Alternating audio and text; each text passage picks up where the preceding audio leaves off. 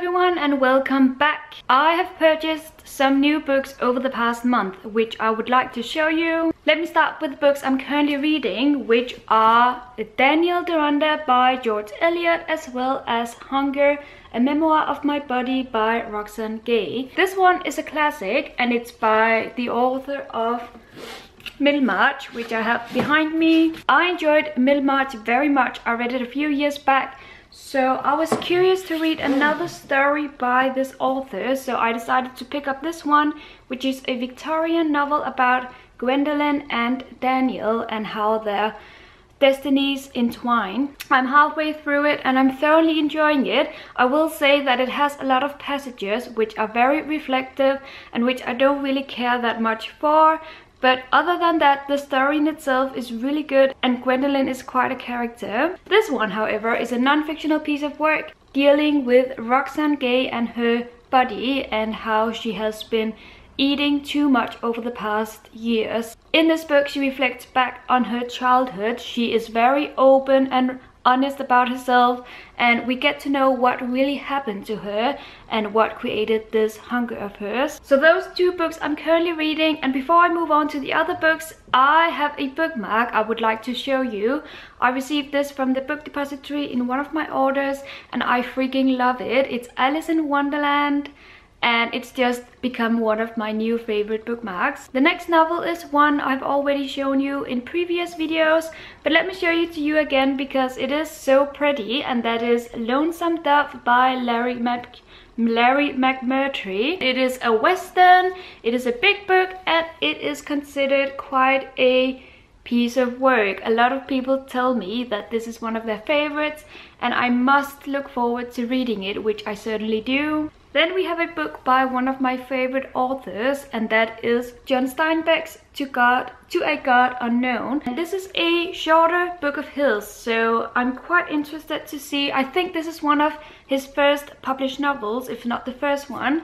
So I'm quite interested to see if his writing style is recognizable or if I can see that it has developed with the other books I have read of his and loved.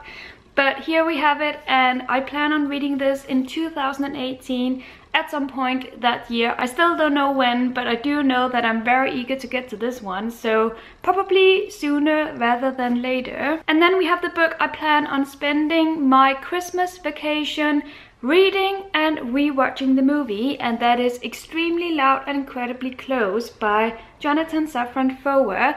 I'm so excited about this one. I have previously checked it out from the library at least twice and I never got around to it, which is quite unfortunate. And I do remember being very surprised that the book I checked out from the library had a lot of writing in it, but then I realized that's part of the actual novel, as you can see. So don't be surprised if that's the case with you as well. It's about a boy and his father who dies and then leaves a map for him and some clues to something, a big surprise. Oh yeah, the father died in 9/11 and then his son Oscar is 9 years old and he then goes to find out what these clues are about, and then in that way kind of deals with his father's death, I believe. I have watched the movie a lot of years back, but I must admit I've forgotten the details about the story, so I will find out. In December, my lovely co-workers decided to gift me some books because I turned 30 some months back. So that was very lovely of them. Thank you very much. I know you're watching. The books they decided to give me was first Autumn by Ellie Smith, which is a book about the Great Britain of right now and Brexit. This book is also very beautiful. I've already read it and I will talk more about it in my December reading vlog. So more on that later. And then the other book they decided to get me is another book that I have had my eyes on for many months and also checked out from the library but then didn't get to it. So I'm very happy to now have it in my collection. This is The Sparsholt Affair by Alan Hollinghurst. I think he's a very well-known and well-loved author. I have read another book of his which I adored, and that was The Stranger's Child, I believe. So I'm very curious to get to this one as well. I haven't read this one yet, so I will get to it at some point next year. And that leads me to the very last book I have in this haul, and this is the most exciting but also the most surprising and dangerous one. I don't know how to explain it, but basically I was contemplating for weeks and weeks whether to get this book, because I had just gotten rid of a lot of books and I didn't want to start buying a lot of new books and then add to my diminishing collection right away. But after all, I decided to get this one, and then a few days later I realized that a few people on BookTube have read it and really didn't like it. So now I'm standing here fearing that this is going to, well, anyway, let me just show you the book. This is The Revolution of Marina M by Janet Fitch. Now, first of all, this is the author of White Oleander, one of my favorite books of all time. So that was the first reason why I knew I had to get this one.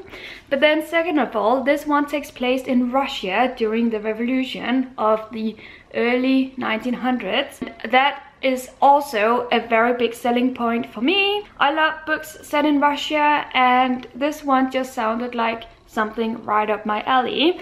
It is a huge novel. It's, let me see, almost, if not 800 pages, and it is quite a journey to go on if I have to believe a lot of other people who have read it.